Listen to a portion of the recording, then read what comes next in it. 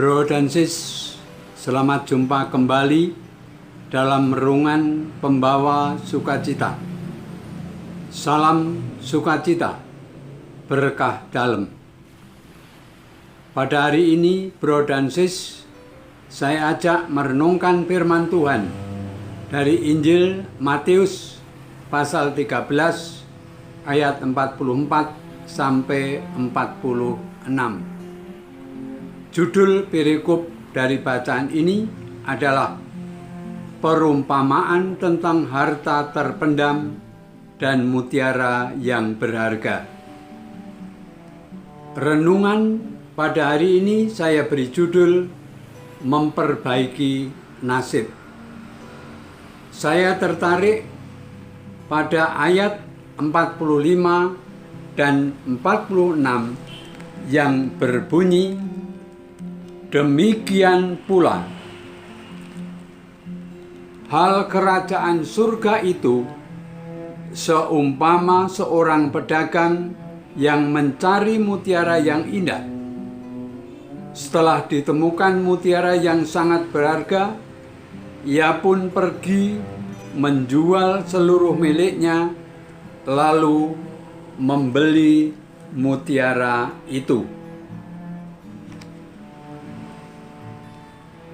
Dengan diumumkannya pendaftaran transmigrasi di kantor balai desa, banyak warga desa yang mendaftarkan untuk ikut bertransmigrasi.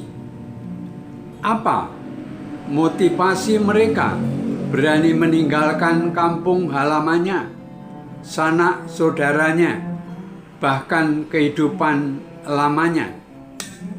Padahal di tempat yang baru, belum tahu, belum jelas, tapi punya keyakinan suatu hal yang pasti, ingin memperbaiki keadaan keluarganya, menaikkan taraf hidupnya, tak cuma hidup-hidupan. Mereka berusaha memperbaiki masa depannya yang lebih baik. Motif semacam ini kiranya juga dimiliki orang dalam perumpamaan pada bacaan Injil tersebut. Yang satu menjual seluruh miliknya untuk membeli ladang, dan yang ia anggap memendam harta yang sangat bernilai, lebih berharga dari apa yang ia miliki.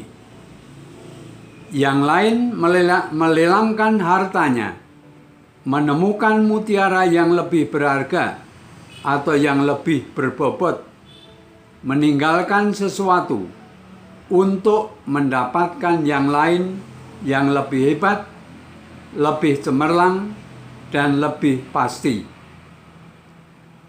Bro dan sis, perumpamaan mengenai harta dan mutiara dalam bacaan Injil menggambarkan semangat yang harus menyertai dalam mencari kerajaan Allah.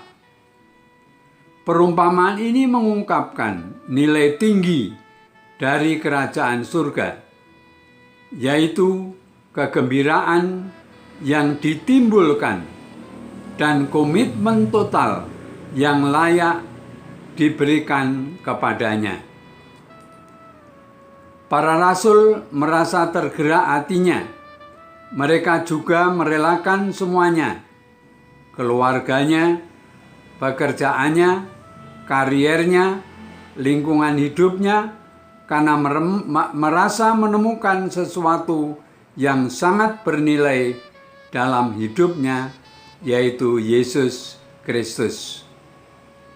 Bro dan sis, dalam camp Preskat dan Baperkat, kita juga telah dibukakan dari dalam diri kita mutiara atau nilai-nilai yang terpendam, sangat berharga dalam diri kita.